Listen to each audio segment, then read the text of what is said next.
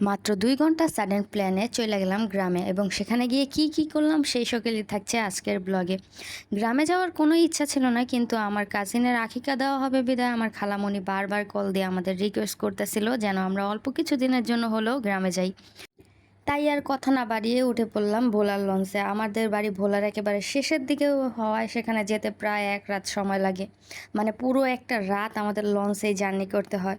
Launch থেকে নেমেই বাড়ি অবধি একটা ডিরেক্ট মিশু ভাড়া করে নিলাম।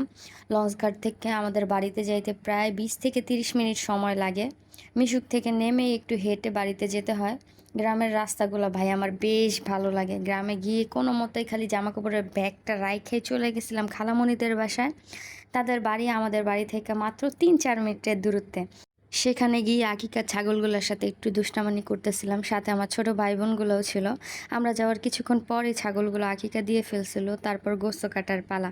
আমার মামা, খালু, ভাইয়া সবাই মিলে বাড়ির উঠানে বইসাই গোস্তগুলো কাটছিল। আমি আর ওইখানে থাইকা কি করব, তার জন্য আমি চলে গেছিলাম পুকুর পাড়ে। সেখানে বইসা একটু প্রকৃতি উপভোগ করছিলাম।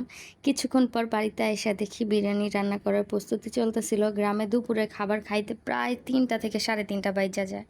আমাদের বিরিয়ানি রান্না করতে করতে প্রায় অনেক সময় লেগে গেছিলো। তারপর গোসল করে দুপুরে খাবার খাই আনিছিলাম। বিকালের দিকে ছোট ভাই বোনের ভাইয়ের লগে একটু উঠানে বইসাছিলাম।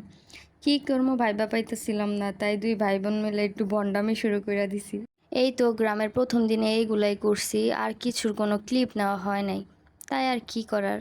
দেখা হচ্ছে পরের দিনের ব্লগে। সে অবধি টাটা।